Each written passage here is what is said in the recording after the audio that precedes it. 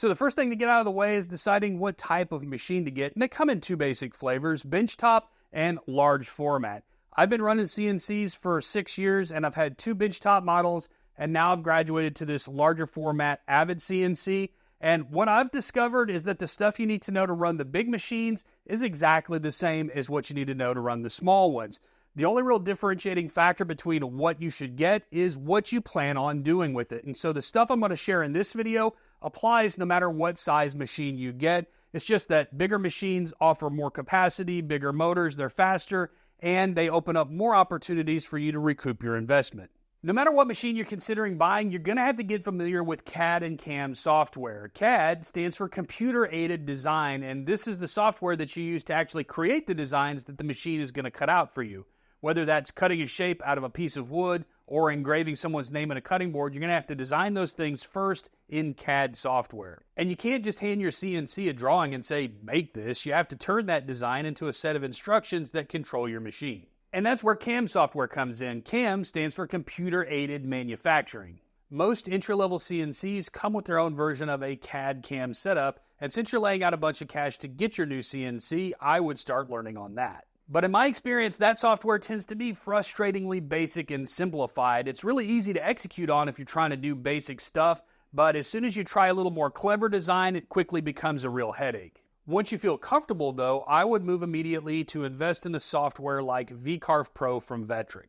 x-carve Pro has a lot more options built in, and it's really intuitive, and it handles both CAD and CAM operations, so you only have to learn one application.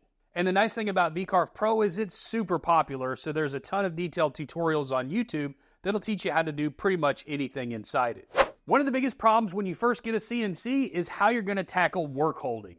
The easiest way to ruin expensive material or a router bit is to have your workpiece move on you in the middle of a job. The stakes are especially high on these large format machines where you're often dealing with full sheets of plywood or large and expensive wood slabs. The best, most Cadillac option that you can go with is a vacuum bed, and I can't show you that option on my machine because I don't have one. But I do know that it works by using a powerful vacuum to pull air through a maze of channels called a plenum, and that sits just underneath your spoil board. The result is anything that you set on top of that spoil board gets held in place by the vacuum and absolutely no fasteners are needed. These are nice, but cost multiple thousands of dollars to set up, which you may or may not be able to afford after selling a kidney just to get your CNC.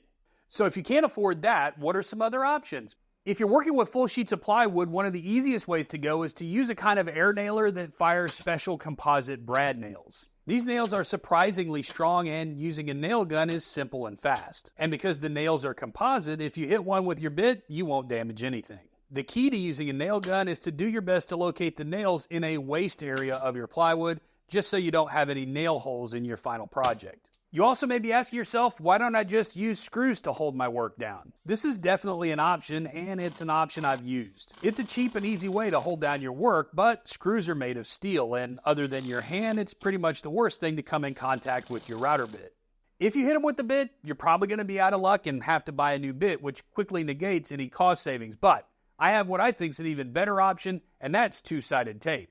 It's quick and easy to use on large or small workpieces, and you don't have to worry about anything hitting it. And its holding power is way stronger than you think. I often have to reach for a screwdriver or a pry bar to remove my workpiece from the bed.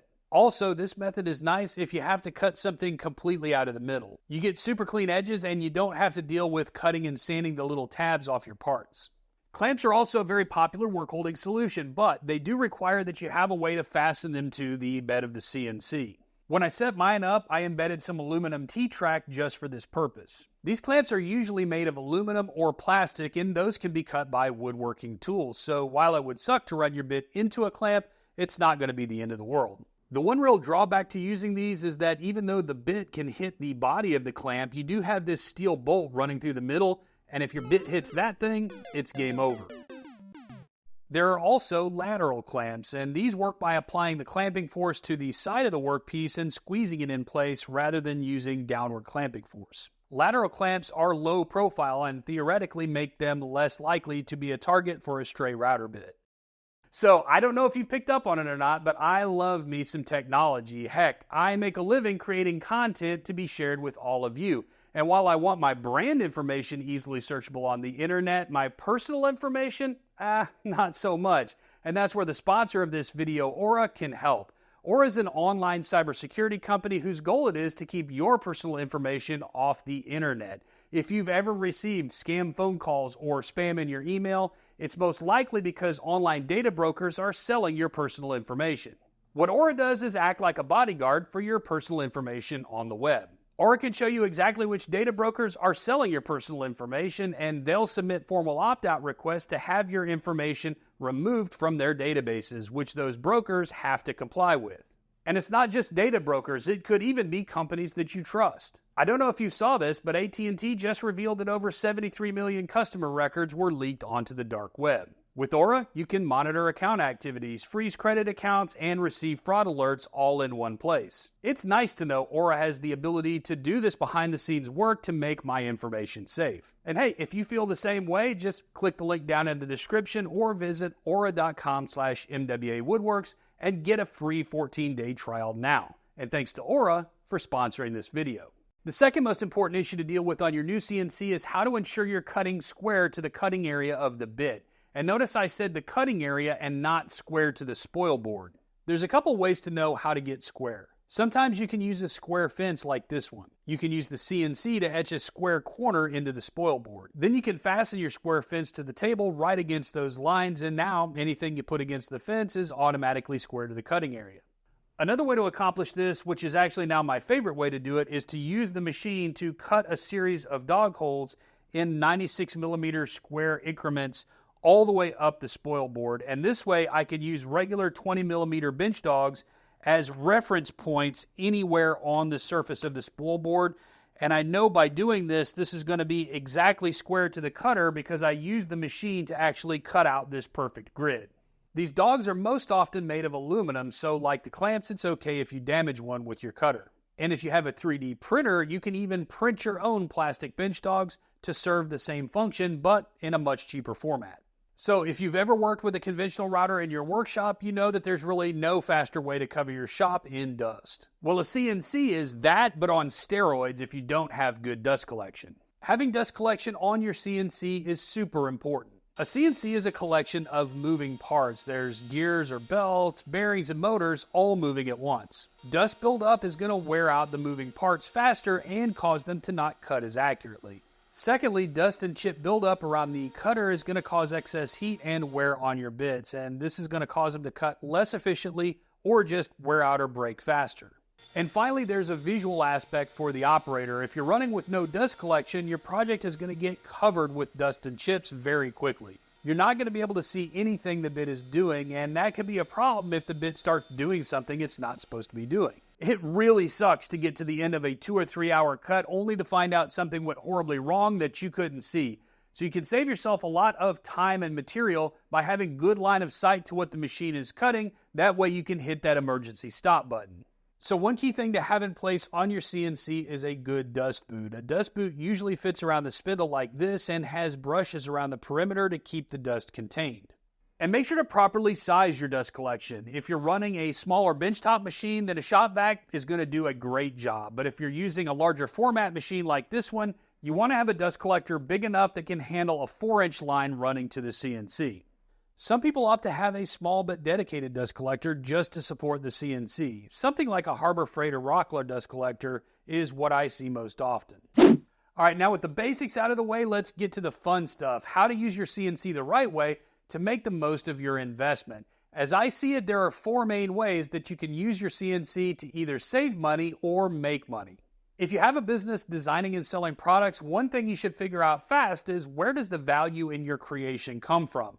For some, the value is in the items being handmade by a person, and you may have set up your market strategy in a way that makes you more money because your items are handmade, and that's what your customers are looking for, and that's awesome. But for some of you, the value comes in the design of the items that you're making. What makes it unique, the look and the feel, the customization, the work that you do designing the project in your office using design software is the value being brought to the table.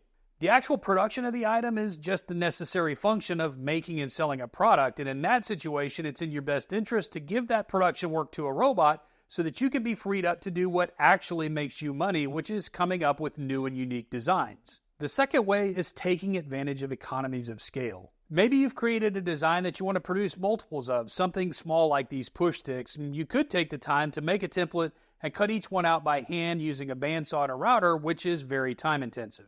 Or you could just send that work to your CNC and let it make 50 or 100 perfect replicas way faster than you could, and again, free you up to do other more valuable work for your business. Not only does this increase your throughput, allowing you to sell more items, but you can more easily broaden your product line and not slow down your operation.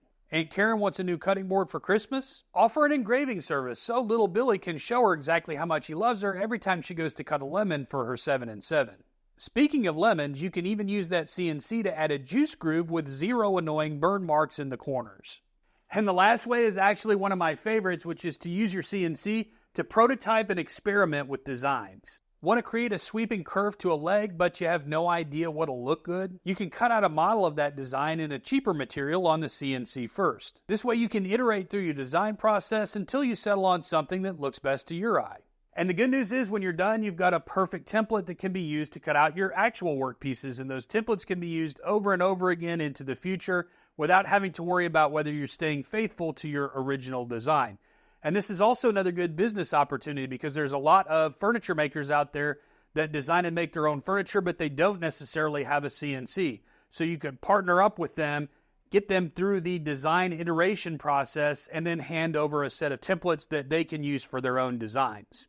All right, real quick, let's talk about bits. There are 4 main types that I think are must-haves. You've got your end mills. These are your workhorse bits, good for cutting things out of material. Then you've got V-bits. These are good for carving and engraving. Then you've got round nose bits. These are good for things like cutting juice grooves and cutting boards or making trays. And then the last bit is a surfacing bit. This is good for flattening your spoil board on your CNC or flattening a large slab of material. Smaller benchtop CNCs pretty much top out at 1/4 inch bits. And then the larger machines, you can do anything up to like 1/2 inch or even larger bits. And that's what you need to know about CNCs. Thanks for watching.